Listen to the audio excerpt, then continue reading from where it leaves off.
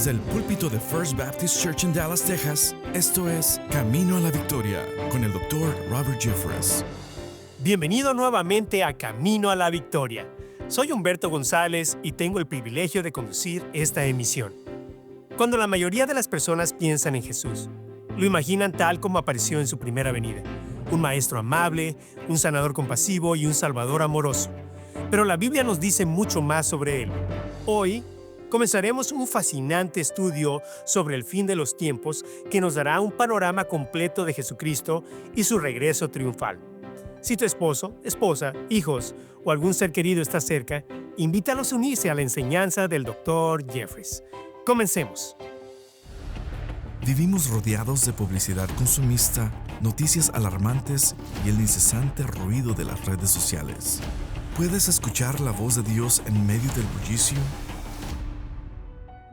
En Esencias Espirituales, el Dr. Robert Jeffress te guía hacia una experiencia renovadora en la palabra y la oración. Este ebook ofrece un método práctico, sencillo y utilizado por el propio Dr. Jeffress. Aprende a estudiar la Biblia con propósito, encontrando dirección y claridad para tu vida. Ora con confianza y poder, conectando profundamente tu corazón con el de Dios. Interceder por tus hijos y nietos con oraciones específicas que transformarán sus vidas. Además, incluye un modelo conmovedor de oración por los hijos pródigos diseñado para quienes buscan restauración en sus familias. Comienza hoy.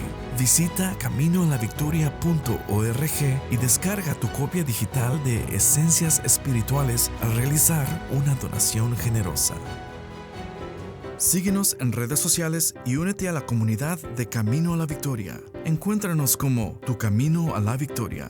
A continuación, el Dr. Robert Jeffress con el mensaje de hoy. Jesús, el tema de la profecía. Fue Jesús a quien los profetas tenían en mente cuando describieron su primera y su segunda venida.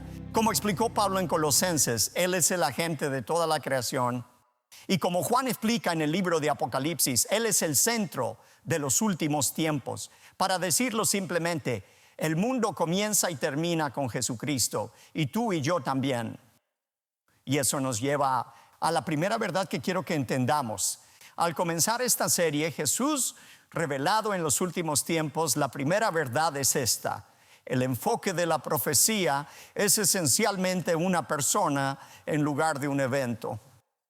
El enfoque de la profecía es una persona en lugar de un evento. Ahora, hemos hablado mucho sobre el tema. Hemos hablado mucho sobre los últimos tiempos en los 17 años que he sido su pastor, ¿verdad? A veces la gente se pregunta, ¿por qué predicas tanto sobre los últimos tiempos? Bueno, eso es simple porque la Biblia habla mucho sobre los últimos tiempos. Espero que el resultado de esta serie sea que termines con un nuevo sentido de calma y valentía sobre el futuro. Porque Jesús es quien no solo realmente conoce nuestro futuro, Él conoce el futuro, porque ha planeado el futuro. Él es Señor sobre todo, no solo sobre el futuro del mundo, sino también sobre tu mundo. Y eso nos lleva a una segunda verdad: el propósito de la profecía. ¿Cuál es el propósito? ¿Por qué Dios dedica tanto tiempo a hablar sobre la profecía?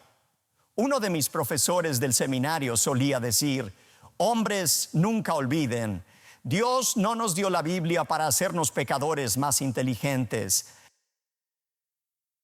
Nos dio la Biblia para hacernos más como nuestro Salvador. Y eso es cierto cuando se trata de la profecía bíblica. No ganamos puntos con Dios por poder completar el cuadro sobre los últimos tiempos. Dios no nos dio la Biblia para hacernos pecadores más inteligentes, sino para hacernos más como nuestro Salvador. La Biblia debe abordarse tanto con la mente como con el corazón. Ahora, no me malinterpreten, comprender la verdad bíblica es esencial. Es imposible aplicar una verdad que no conoces. Simplemente no puedes hacerlo. Puedes conocer mucha verdad, sin embargo, nunca aplicarla. Pienso en 1 de Tesalonicenses 4, versículo 13.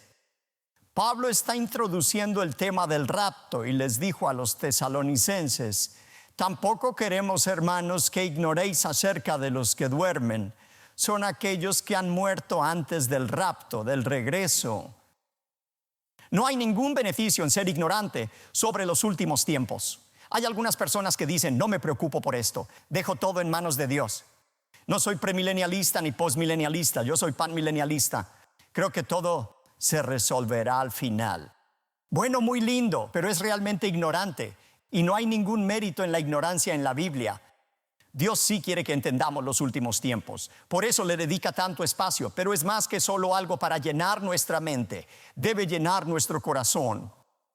Entender los últimos tiempos debería cambiar la forma en que vivimos, y eso nos lleva al propósito de la profecía bíblica. Hay dos cosas que deberían llenar nuestro corazón debido a nuestro entendimiento de Jesús en los últimos tiempos. En primer lugar, nuestro corazón debería llenarse de esperanza. Dios nos dio esta verdad para darnos esperanza. Alguien una vez dijo que el hombre puede pasar 40 días sin comida, puede aguantar 8 días sin agua. Puede resistir 4 minutos sin oxígeno, pero solo durará unos pocos segundos sin esperanza. Todos necesitamos esperanza, y la esperanza escasea estos días. Necesitamos esperanza. ¿Qué es la esperanza? Es el deseo de algo que aún no tenemos. En Romanos 8, versículos 24 y 25, Pablo escribe, pero la esperanza que se ve no es esperanza. Pero si esperamos lo que no vemos, con paciencia lo aguardamos. La esperanza es algo que no tenemos. Es aquello que nos falta. Todavía no tenemos un mundo marcado por la paz, ¿verdad? Todavía no tenemos cuerpos que nunca envejecen ni se enferman. Nunca tenemos relaciones perfectas con las personas que más amamos, pero un día las tendremos. Esa es la esperanza que trae el regreso de Jesucristo. Por eso su regreso se refiere a menudo como la esperanza bienaventurada. Esta semana encontré una gran cita sobre la diferencia entre la esperanza y la fe. La esperanza es escuchar la música del futuro. La fe es bailar con esa música ahora mismo. Como cristianos podemos bailar con la esperanza, la música del regreso de Cristo, porque es tan seguro como las promesas de Dios mismo. Dios quiere llenarnos de esperanza, y no encontramos esperanza en los eventos, sino en la persona que controló esos eventos, Jesús. En segundo lugar, un estudio de la profecía en Jesús en los últimos tiempos debería llenar nuestros corazones con ansia de santidad. El hecho de que Jesús regrese debería llenarnos de un deseo de obedecer a Dios, de agradar a Dios, de seguirlo en cada parte de nuestra vida. ¿Sabes? Es cierto que la Biblia nunca separa la verdad del regreso de Cristo de la vida práctica cada día. La gente dice, bueno, no hay nada relevante. Quiero sermones que me digan cómo vivir hoy. Bueno, no hay mejor manera de saber cómo vivir hoy que conocer lo que sucederá mañana y dentro de 10 años. Eso debería impactar la forma en que vivimos hoy. Conocer el futuro debería impactar cada uno de nuestros días presentes. Pedro dejó eso claro en 2 de Pedro, capítulo 3. Está hablando de la segunda venida de Cristo. Habla de cómo este cielo y tierra y todo en ellos serán consumidos por el fuego. Y nota lo que dice en 2 de Pedro 3:11. Puesto que todas estas cosas han de ser deshechas, ¿cómo no debéis vosotros andar en santa y piadosa manera de vivir? Versículo 14. Por lo cual, oh amados, estando en espera de estas cosas, procurad con diligencia ser hallados por él sin mancha e irreprensibles en paz. Jonathan Edwards dijo, debemos vivir cada día como si fuera nuestro último día. Esa es la aplicación del regreso de Cristo, llenar nuestros corazones de esperanza y un deseo de santidad. Ahora, el título de la serie es Jesús revelado en los últimos tiempos. Una buena pregunta es, ¿cuándo son los últimos tiempos? Ahora, para aquellos de ustedes en la primera iglesia bautista de Dallas, acabamos de hacer una serie llamada ¿Estamos viviendo en los últimos tiempos? Un repaso rápido de 60 segundos. Recuerden, la Biblia usa 2 frases para describir el fin de los tiempos. Existe la frase los últimos días. Los últimos días, la Biblia habla de los últimos días. Los últimos días son el periodo desde la primera venida de Cristo y su segunda venida.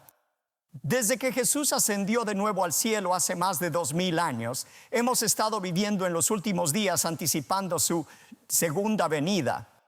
La Biblia usa ese término en varios lugares.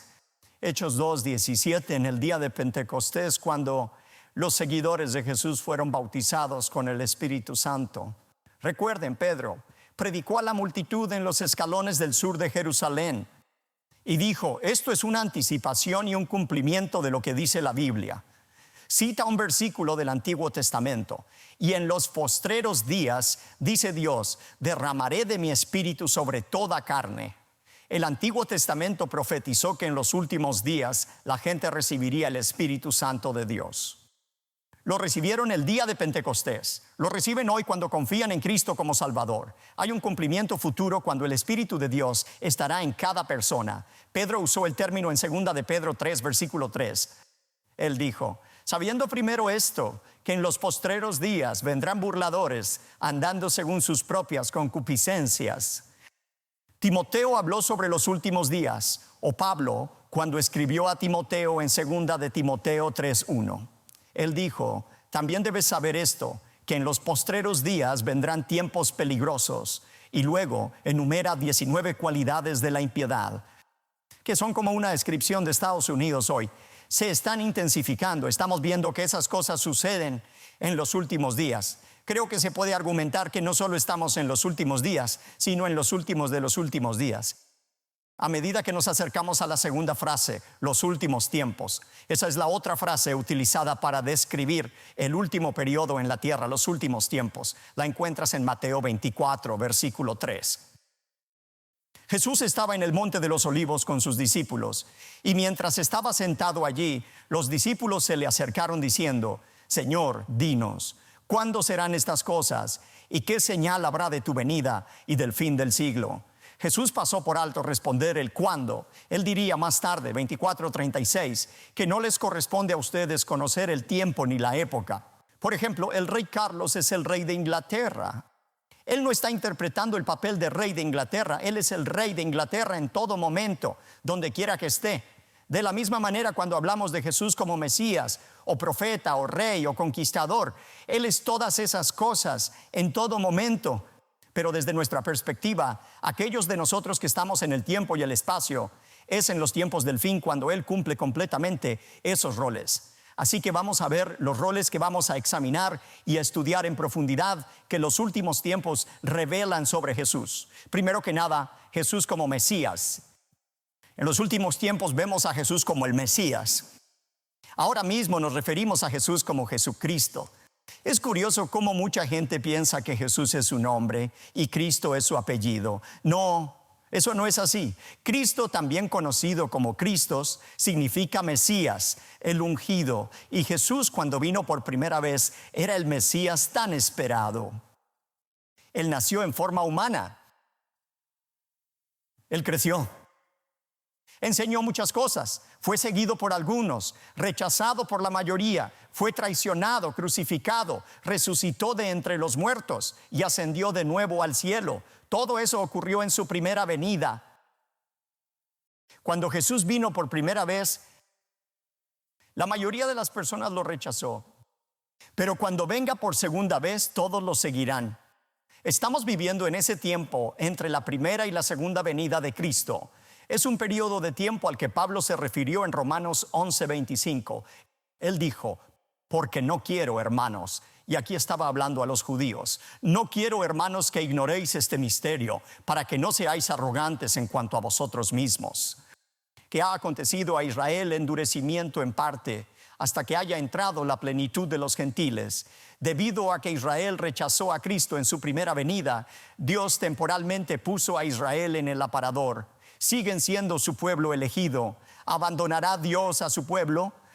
Nunca. Mientras observamos el caos que se desarrolla en Medio Oriente, debemos recordar que estar del lado de Israel es estar del lado correcto de la historia y de Dios. Sin embargo, Dios ha puesto a un lado temporalmente a Israel y ha abierto este tiempo para que los gentiles participen en el pacto abrahámico en una manera diferente, pero para participar en él. Llamamos a esta era la era de la iglesia. La era de la iglesia terminará con el rapto de la iglesia y comenzarán los últimos 7 años del trato de Dios con Israel, y finalmente verán a Jesús como el Mesías. En segundo lugar, veremos a Jesús como profeta. Sabes, en el Antiguo Testamento se decía que el Mesías sería un profeta, un sacerdote y un rey. Y en este mensaje veremos todas las cosas que Jesús enseñó. Sabes, Jesús tenía mucho que decir sobre muchas cosas. Todo lo que Jesús dijo sobre la vida, la muerte y la eternidad, todo lo que Jesús dijo sobre ti y sobre mí es verdad. Jesús también hizo muchas profecías sobre el futuro.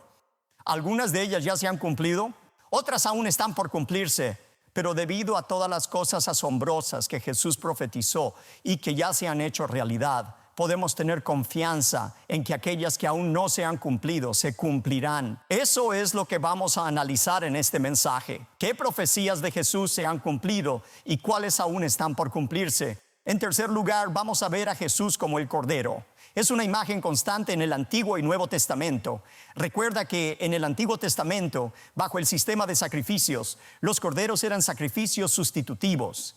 No había nada en la sangre de un cordero que pudiera borrar los pecados, pero todo apuntaba al verdadero Cordero de Dios, Jesucristo, que habría de venir. Recuerda que en Juan 1:29, cuando Juan el Bautista vio a Jesús por primera vez, dijo: «He aquí el Cordero de Dios que quita el pecado del mundo». Se necesitaba un Cordero perfecto, Jesús mismo, para quitar nuestros pecados. Curiosamente, otro Juan el apóstol, también usa la imagen de un cordero en el último libro de la Biblia, el libro de Apocalipsis. Recuerda en capítulo 5, la imagen en el cielo. Hay un libro con 7 sellos que contiene los juicios finales para reclamar este mundo por Jesucristo. Y todo el cielo es registrado. ¿Quién es digno de abrir el sello? Y solo Jesús es el Cordero digno. Digno es el Cordero. Él es digno de desatar esos juicios sobre el mundo. Cuarto, veremos a Jesús como conquistador. ¿Sabes la razón por la que muchos no reconocieron a Jesús en su primera venida? Es porque no cumplía con todas las expectativas. Ellos querían un Mesías conquistador que derrocara a quien consideraban su mayor enemigo, Roma. Y cuando él no derrocó al imperio romano, se sintieron decepcionados y lo rechazaron. Lo que no entendieron fue que cuando Jesús vino por primera vez, venció a nuestros enemigos, el pecado y la muerte, mediante su muerte en la cruz y su resurrección de entre los muertos. Pero Jesús aún tiene asuntos pendientes en el planeta Tierra. Cuando venga nuevamente como conquistador, vendrá como aquel que vencerá a Satanás y sus demonios. Todos los enemigos que tenemos serán conquistados. Nos cuesta creer eso porque no sentimos que estemos conquistando en este momento. Sentimos que en la batalla entre el bien y el mal, entre Satanás y Dios, parece como si Satanás estuviera ganando. Pero Jesús lo ve y en su mente, en la mente de Dios, Él ya ha ganado. Satanás ya ha sido derrotado. Una vez más, nosotros vivimos en el tiempo y el espacio, pero Dios ve las cosas pasadas como ya completadas. Él ve las cosas futuras como ya completadas. Él ve el pasado, el presente y el futuro como una misma cosa. Una gran ilustración de esto se encuentra en Apocalipsis 11, versículo 5. Recuerden, el séptimo ángel tocó la trompeta y hubo voces en el cielo. Los reinos del mundo han venido a ser de nuestro Señor y de su Cristo, y Él reinará por los siglos de los siglos. Amén. Cuando ese ángel tocó la trompeta y declaró esto, la batalla de Armagedón no había sido aún. Ni siquiera pensaba, eso aún estaba por venir. Desde la perspectiva de la tierra, eso aún era futuro. Pero desde la perspectiva de Dios, ya había sucedido. El reino de este mundo ya se ha convertido en el reino de nuestro Dios. Y por eso Pablo dijo en Romanos 8:37, tú y yo podemos vivir como más que vencedores. Tenemos la victoria, ya ha sido lograda a través de Jesucristo. Veremos a Jesús como conquistador. Y eso nos lleva a su otro rol del que hablar, y ese es Jesús como rey. Después de la batalla de Armagedón, Jesús vendrá a la tierra para establecer ese reino literal en la tierra, con su sede en Jerusalén. Y Dios cumplirá todas sus promesas, tanto a Israel creyente como a la iglesia. Curiosamente, durante ese tiempo perfecto, cuando Satanás esté atado por 1000 años, la gente disfrutará del reinado justo y perfecto de Jesús. No todos los que nazcan durante ese tiempo jurarán lealtad al Rey Jesús. Algunos, de hecho, elegirán rebelarse contra Jesús, y eso significará el fin del mundo porque será demasiado tarde. Y eso nos lleva al papel de Jesús como juez. Jesús como juez. No nos gusta pensar en Jesús como juez en nuestra cultura actual. ¿Sabes cuál es el versículo más popular en internet en este momento? No es Juan 3:16. Ese solía ser el versículo más popular de la Biblia. Ahora es Mateo 7:1. No juzguéis para que no seáis juzgados. Los incrédulos y los cristianos mal orientados aman usar ese versículo como una forma de justificar cualquier mal que quieran cometer. No, Dios sí nos juzga. Jesús vendrá como juez. En 2 de Timoteo capítulo 4, un capítulo que leo cada sábado por la noche para prepararme para predicar el domingo, Pablo le dice a Timoteo que predique la palabra a tiempo y fuera de tiempo, porque Jesús viene muy pronto a juzgar a los vivos y a los muertos. ¿A quién va a juzgar Jesús? No solo a los no salvos, sino también a los salvos. Hebreos 9:27 dice: está establecido para los hombres que mueran una sola vez y después de esto el juicio. No dice que está establecido que solo los no cristianos mueran una vez y después el juicio. Todos serán juzgados cuando Jesús regrese. Ahora bien, hay diferentes juicios. Los incrédulos estarán ante el gran trono blanco y serán juzgados según si su nombre está o no escrito en el libro de la vida del Cordero. Pero los cristianos también enfrentan un juicio diferente, no de condenación, sino de recompensas, el tribunal de Cristo, 2 de Corintios capítulo 5. Pero debemos vivir a la luz del hecho de que Jesús vendrá como juez.